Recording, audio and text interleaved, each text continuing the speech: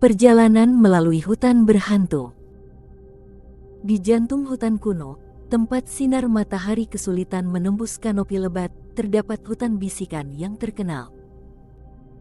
Legenda membisikkan bahwa roh-roh pendendam yang dianiaya oleh umat manusia menemukan perlindungan abadi mereka di antara pohon-pohon yang menjulang tinggi ini.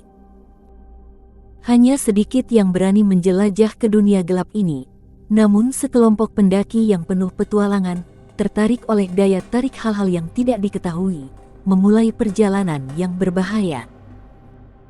Saat kelompok tersebut menggali lebih dalam ke dalam hutan, suasana menjadi semakin menakutkan di setiap langkahnya.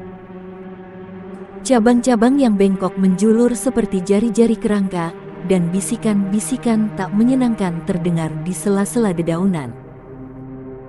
Para pendaki bertukar pandang dengan gugup tetapi terus maju, rasa ingin tahu mengalahkan rasa takut mereka. Jam berganti hari, dan hutan tampak berputar dan bergeser, membingungkan para penjelajah. Kemudian, satu demi satu, mereka mulai mendengar bisikan-bisikan itu, samar dan menghantui. Setiap suara membawa kisah kesedihan, pengkhianatan, dan balas dendam. Seolah-olah pepohonan itu menyimpan kenangan akan roh-roh yang bersemayam di dalamnya. Di antara para pendaki, Sarah memiliki kepekaan unik terhadap hal-hal gaib. Dia mengaku mendengar cerita roh dengan lebih jelas, dan dia enggan menjadi pemandu kelompok tersebut. Hubungannya dengan dunia gaib membuat teman-temannya terpesona sekaligus takut. Hutan tidak henti-hentinya menghadapi tantangannya. Lubang-lubang berlumpur menyembunyikan jebakan-jebakan berbahaya, tanaman merambat berduri menjerat mereka yang tidak waspada, dan hujan yang tiada henti sepertinya turun dari langit yang tiada akhir.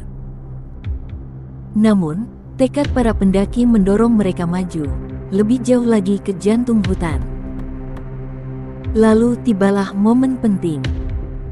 Saat mereka menemukan kuil kuno yang ditumbuhi tanaman jauh di dalam hutan, Sarah mendengar suara yang jelas. Itu adalah suara roh bernama Elara, yang berbicara tentang jalan rahasia menuju keluar dari hutan.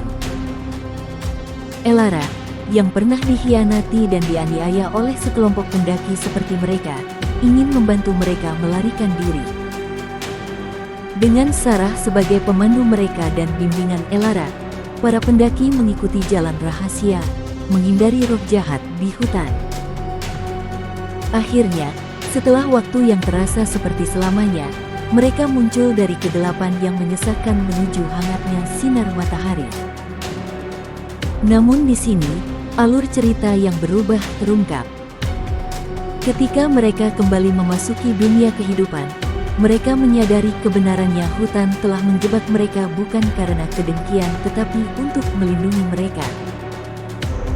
Semangat dendam Elara tidak sendirian, tak terhitung banyaknya orang seperti dia yang terikat di hutan, dan kisah mereka dipenuhi dengan pengkhianatan tragis yang sama. Sarah, yang terpecah karena hubungannya dengan Elara, membuat pilihan. Dia kembali ke hutan bisikan, mengabdikan dirinya untuk membantu roh-roh pendendam ini menemukan kedamaian dan membimbing jiwa-jiwa yang tersesat kembali ke tempat yang aman. Para pendaki lainnya, yang selamanya berubah karena perjalanan mereka, berangkat dengan rasa hormat baru terhadap misteri alam dan dunia supernatural. Maka dari itu, hutan bisikan terus menjaga rahasianya, seiring Sarah menjadi penjaga sekaligus bisikan di antara pepohonan, memastikan bahwa mereka yang menjelajahi kedalamannya tidak hanya akan menemukan bahaya tetapi juga penebusan.